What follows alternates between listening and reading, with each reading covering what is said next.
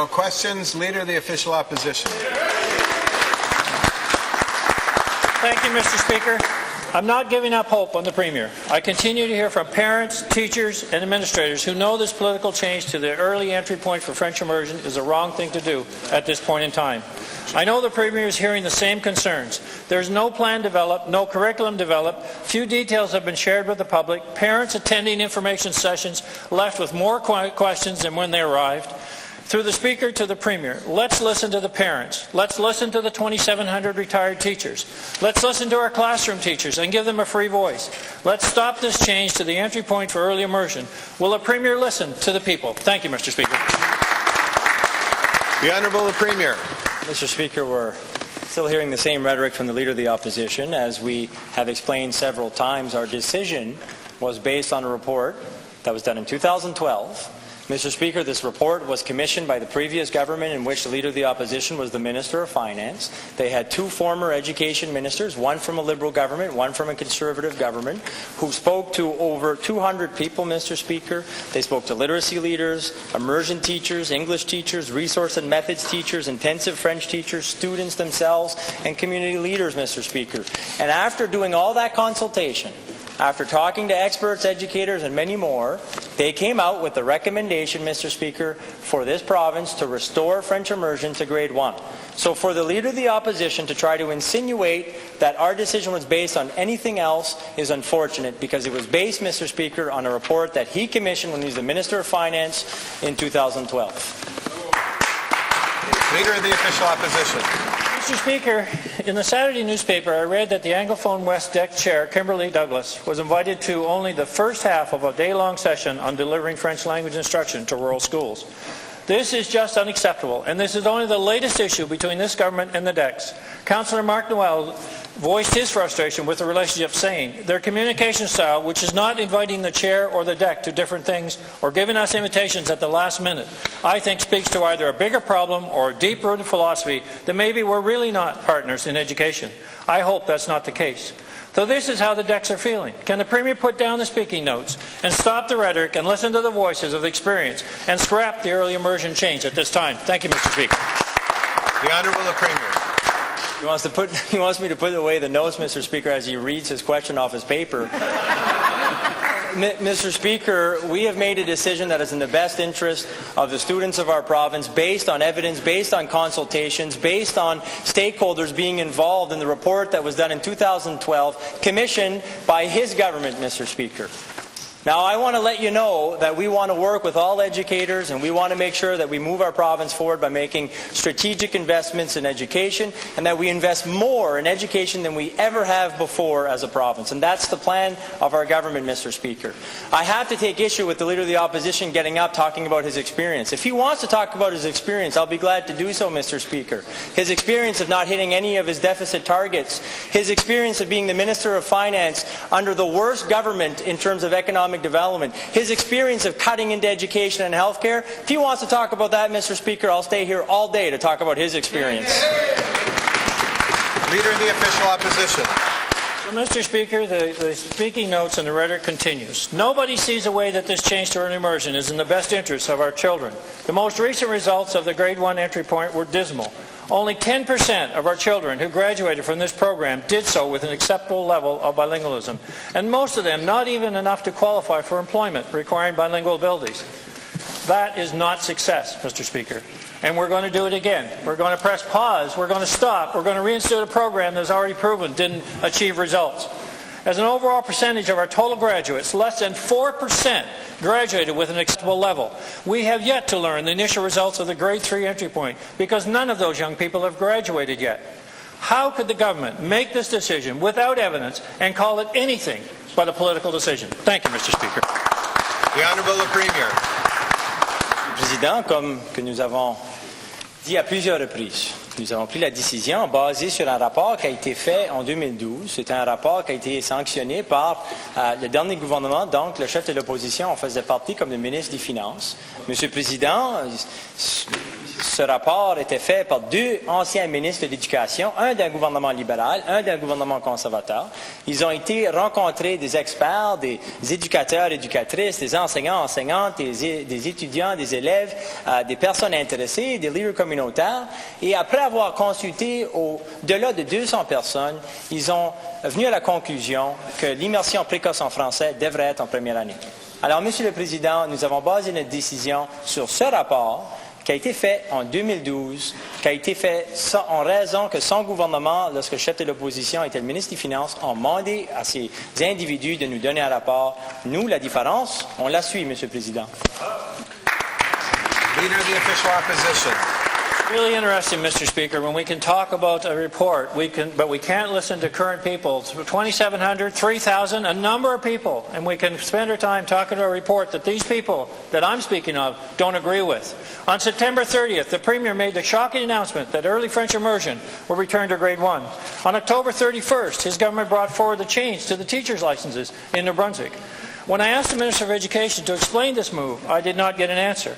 The minister would not scrum with the media either. Later, he came up with the excuse that it was to comply with the AIT, the Agreement on Internal Trade. Mr. Speaker, the Agreement on Internal Trade came into effect in 1995, 21 years ago. Let's review. Change to immersion, announced to September 30th. Change to teacher's license, October 31st. Does the Premier wish to stay with the excuse that this change was made because of a 21-year-old internal trade agreement? The Honourable the Premier. Mr. Speaker, I have to take issue with the Leader of the Opposition trying to pretend that there was some shock when the announcement was made. So let's go through our timeline and our dates, Mr. Speaker, in the universe that we're living in here, that the Leader of the Opposition seems to be by himself somewhere else. Mr. Speaker, in the 2000s, this has been debated for years. There was a previous government that made changes to the French immersion program. It was debated, discussed, at times very hotly, Mr. Speaker, in this province. There was then a government that went in. It was actually the Minister of Finance's government, Mr. Speaker, making a promise that they would restore French immersion to grade 1. They commissioned a report. The report did indeed come back after listening to many New Brunswickers and said, yes, restore French immersion to grade 1. They did not do it, Mr. Speaker. We, during the campaign of 2014, promised that we would restore it to grade 1. We then have been working since then, since we became the government, to restore it to grade 1. We made an announcement that that will be happening in September of next year, Mr. Speaker. So why would the Leader of the Opposition be so shocked? Time, Premier. Leader of the Official Opposition. Mr. Speaker, the shock is it wasn't part of the 10-year plan. The shock is our results are dismal, and we're ignoring it by repeating a program that didn't work before. The shock is we don't have a plan. As I mentioned, we have 7,000 teachers in the province of New Brunswick who are underemployed or unemployed. This political change to early immersion will only serve to hurt them and to drive them out of New Brunswick. I've been informed that the Department of Education is already providing telephone numbers to New Brunswick schools of out-of-the-province teachers who they should call to fill the need created by this political change to early immersion. In one instance, 2/3 of those numbers were of the area code 418, Eastern Quebec. What does the Premier or Education Minister have to say to our New Brunswick teachers, 7,000 of them who are unemployed or underemployed, Mr. Speaker? The Honourable the Premier. For a guy who said he would do politics differently, Mr. Speaker, it's very unfortunate to see the Leader of the Opposition fear-mongering like he is doing today. Mr. Speaker, we have asked parents and students themselves, of course, to participate, to let us know if they want to take French immersion in grade 1. Mr. Speaker, at this time, there have been no decisions made as to how many classes there will be come 2017, because we don't have that data yet, Mr. Speaker. So for the Leader of the Opposition to insinuate anything else but that, Mr. Speaker, is unfortunate, it's fear-mongering, and I think the people of New Brunswick deserve better. Mr. Speaker, he keeps calling it a political decision. When will he acknowledge that there was a report that was done in 2012, commissioned by his government, that was nonpartisan, independent, Mr. Speaker, former ministers of education from two different governments, a Liberal and a Conservative, that listened to hundreds of people and came with the recommendation of restoring French immersion to grade 1. Mr. Speaker, that's what we followed. Leader of the Official Opposition. Mr. Speaker, if we're following past Conservative plans so closely, wouldn't you think it would have been in the 10-year plan? That is the big discrepancy here. It wasn't in the plan. So that meant it wasn't something that the people that were developing the 10-year plan for this government saw as the right move at this time. And it wasn't the plan that 2,700 retired teachers think is the right move at this time. That is why we need to stay current with the situation. It wasn't a case where we saw the results being so poor that we need to rethink. We have researched the Labour Mobility chapter of the Agreement on Internal Trade, where it relates to the teaching profession, and have been unsuccessful in discovering the recent changes that must have occurred to compel the government to bring forth this change to teachers' licenses at this particular moment in time. Can the Premier or Education Minister provide those changes of the Labour Mobility Agreement to this House and to the people of New Brunswick, including the 7,000 unemployed or underemployed teachers who are in our province right now? The Honourable the Premier. Monsieur le Président, le chef de l'opposition donne l'impression que lorsque nous allons avoir l'immersion précoce en français dès la première année, commençant en septembre prochain, que ça va être fait exactement de la même façon que ça a été fait auparavant. Ce n'est pas le cas, Monsieur le Président. Nous avons dit à plusieurs reprises que nous allons faire de tout ce qu'on peut comme gouvernement pour mitiger des défis, pour mitiger des problèmes qui pourraient survenir d'avoir l'immersion précoce en français dès la première année. Alors, Monsieur le Président, nous avons mis ça très clair que nous ne voulons pas faire exactement comme que ce l'était avant. Nous réalisons qu'il y a des choses qu'il faut améliorer. C'est en raison de ça que nous avons fait, lorsque nous avons fait l'annonce, Monsieur le Président, nous avons mis très clair que nous allons investir davantage dans l'éducation. Nous allons investir pour assurer qu'on peut avoir tous nos élèves, on peut donner à tous nos élèves la meilleure opportunité possible d'être éduqués d'un système qui est première classe ici dans la province, Monsieur le Président. Leader of the Official Opposition. Speaker, I think that's it's interesting to hear that they may be done differently this time, and I would like to think that the classroom teachers would be part of that discussion. And done differently means that you just don't put a whole new curriculum change into the classroom and then cause the teachers just to make it work as best they can. You need plan, you need well thought out execution, and you need the teachers' direct involvement, so we don't disrupt the classroom once again. Over and over again, I have stated that, we've all messed with classrooms. We've all done it, Mr. Speaker, and now's the time to bring stability. Now's the time for teachers to play the key role in working with this government to develop a 10-year plan that actually we all sign off on, so we don't play with it going forward. That's the point. I'd like to know more about the modified version of the French version to grade 1. I'd like to know more what the Premier is discussing in that regard. Thank you, Mr. Speaker. The Honourable the Premier. Monsieur le Président, le chef de l'opposition a donné l'impression que c'est la première fois qu'il entend qu'on va le faire différemment. Monsieur le Président, j'ai dit ça à plusieurs reprises. Et si le chef de l'opposition aimerait, je peux certainement aller chercher mes citations pour lui démontrer que j'ai dit ça lors de différentes périodes de questions lorsqu'il nous donnait ces questions auparavant, Monsieur le Président. And I have to point out again, the Leader of the Opposition is advocating for stability.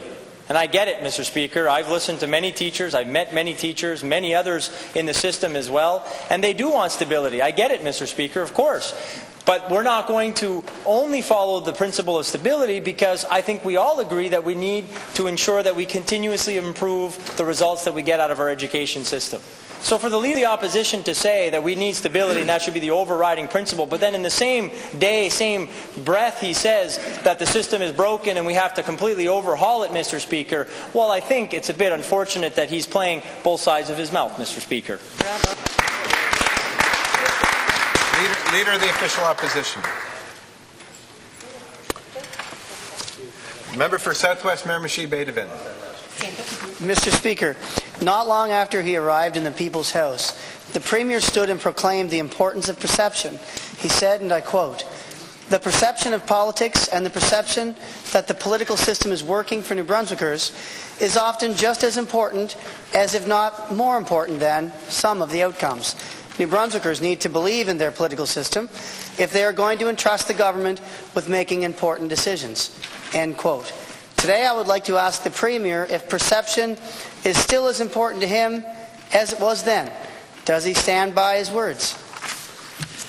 The Honourable the Premier. A bizarre question. I figure I know where the member opposite is going. I guess he wanted to waste his question on that sort of rhetoric, which is fine, Mr. Speaker. To us, it is important, of course, to ensure that we're as transparent as possible when it comes to everything that we're doing as a province and as a government, Mr. Speaker. and it's important for us to work with New Brunswickers, and that's exactly what we've been doing, Mr. Speaker. We're listening and getting things done. We've been so pleased to work with New Brunswickers and see their hard work come to fruition in getting us the results that we all want to see for our province. Mr. Speaker, in 2015, we saw the economy grew in our province at a rate of 2.3%, the largest increase of the economy since 2004 in our province, the third best economic growth rate since in the country, Mr. Speaker. And on top of that, New Brunswickers are working hard not only to grow the economy, but they are getting more money in the pockets of all New Brunswickers because we had the largest wage increase in the country year over year, Mr. Speaker. Member for Southwest Miramichi Bay to Vin. Mr. Speaker, on Friday, the Gallant government once again brought the hobnailed boot of their majority down across the throat of democracy in New Brunswick. They brought in yet another closure motion, this time on the Enbridge deal. This is the fifth time the government has brought closure in just 2 years. This time it's the subject of a conflict of interest investigation. The situation got to a point that we clearly felt the perception of the Premier working with a member of his three-person transition team to ram through Bill 6 warranted serious action. What perception should the people take from this situation, in the Premier's opinion? The Honourable the Premier. Mr. Speaker, I had a meeting with the Leader of the Opposition and the Leader of the Third Party in which we spoke about the debate with regards to the bill in which the member opposite is speaking about. I asked the Leader of the Opposition, Mr. Speaker, that he make all of his discontent be known, that he debate the issues of the bill, that he make it very clear if he's supportive or not of the bill, Mr. Speaker, and why.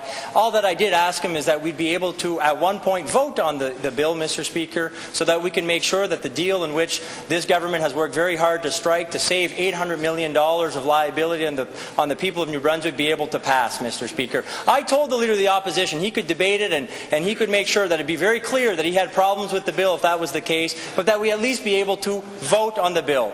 The minute after, Mr. Speaker, we had the member opposite start to filibuster. We had the member opposite ask frivolous questions of our minister, no substance behind his questions, all the while the Leader of the Opposition knowing that we would have to do this, Mr. Speaker, which is an unfortunate message, but it had to be done to pass the bill.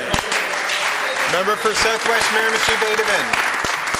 Mr. Speaker, the Leader of the Opposition and the people on this side of the floor worked with the government, but you can't work with the government, because they wouldn't budge on anything, and we knew the deal was bad.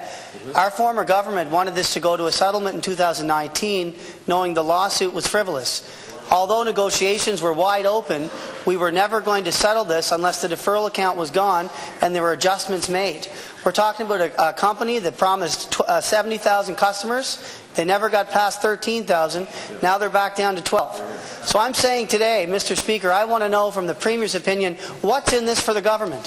What's in this from the Premier? What's in this from his whole Liberal government? We want to know why they would sign this deal without renegotiating a new one. They could have easily repealed our old legislation. The Honourable the Premier.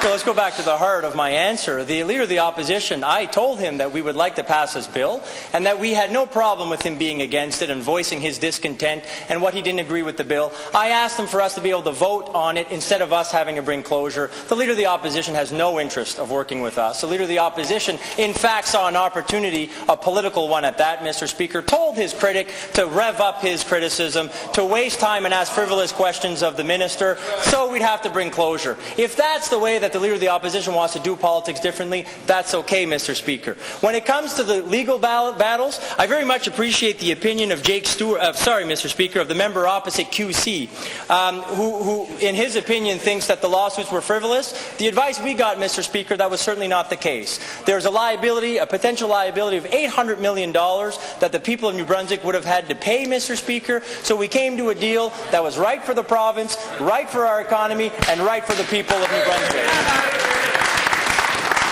Member for Carleton York. I recognize the Leader of the Official Opposition. Mr. Speaker, I think it's only fair that I comment on this. The Premier and I did have a discussion about this bill. We did meet, several of us, with the legal folks that looked at this bill. We also learned that the opportunity to really negotiate it was in 2019. And we suggested repeal our own act, Bill 18, repeal it. And that settles the lawsuit. There's no more discussion whether it's frivolous or not frivolous. It settles it, Mr. Speaker. So my point, here we are, putting forward a solution to help the government not bind us for 50 years in a situation where our ability to provide gas at a competitive price throughout this province is severely limited on a business case that was flawed from the very onset.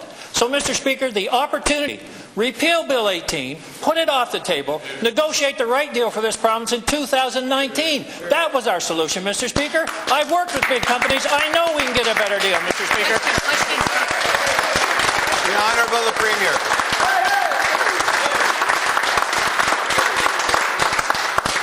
Speaker, don't worry. We know that the Leader of the Opposition worked in the oil and gas industry. We're very well aware of that, Mr. Speaker.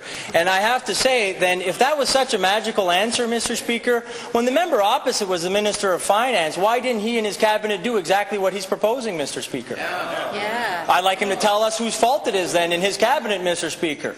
Who would he like to throw under the bus of his cabinet to say that it was not possible to do when he was the Minister of Finance? All the facts were the same, Mr. Speaker, back then.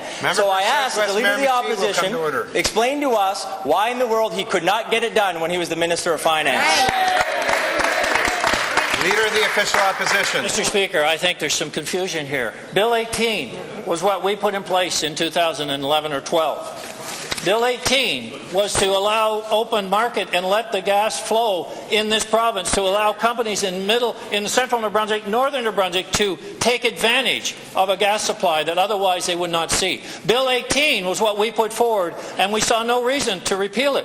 But in order to save this government and our province from a 50-year deal that is not only misfortunate, it is tying the hands of gas supply in this province. It is creating and perpetuating a deal that was flawed from the very beginning. A deal that only saw 12,000 customers out of 70,000. And we're going to perpetuate it, Mr. Speaker. The offer for us to repeal our own act of 2012, I would say, goes beyond politics. When have you heard that before, Mr. Speaker? That was what we wanted for a solution. It still could be a solution, Mr. Premier. The Honourable the Premier. Une fois, Monsieur le Président, je ne pense pas qu'il y avait de questions, mais c'est correct. Je comprends les points qu'il veut faire. Monsieur le Président, nous avions devant nous une situation où il y avait 800 millions de dollars qui pourraient être payés par les contribuables du Nouveau-Brunswick en raison des deux poursuites qui ont été entamées parce que lorsque le chef de l'opposition était le ministre des Finances, son gouvernement a décidé de déchirer un contrat avec cette compagnie. Alors, Monsieur le Président, nous avons travaillé très longtemps, nous avons travaillé très dur pour essayer d'avoir une entente qui fait du sens pour notre économie et pour les gens de la province. Mr. Speaker, having the Energy and Utility Board be able to monitor and do the job that they were built to do, Mr. Speaker, we believe is a great alternative for the people of New Brunswick. We have seen time and time again the EUB play its important role, and we have no doubt that come 2019, after that we'll have frozen rates and very competitive rates from now until then. The EUB will do a great job in providing the right oversight over the energy costs when it comes to natural gas. Leader of the Third Party. Speaker, I think, again, we're talking past each other. Just a second. Microphone. Thank you. Leader of the Official Opposition. Mr. Speaker, again, I think we're talking past each other. Repealing Bill 18 that we put in place in 2012 will eliminate the lawsuit. There is no grounds for the lawsuit. The deferral account will continue to grow to 2019. The opportunity to discuss this directly for the Premier we were not able to do that.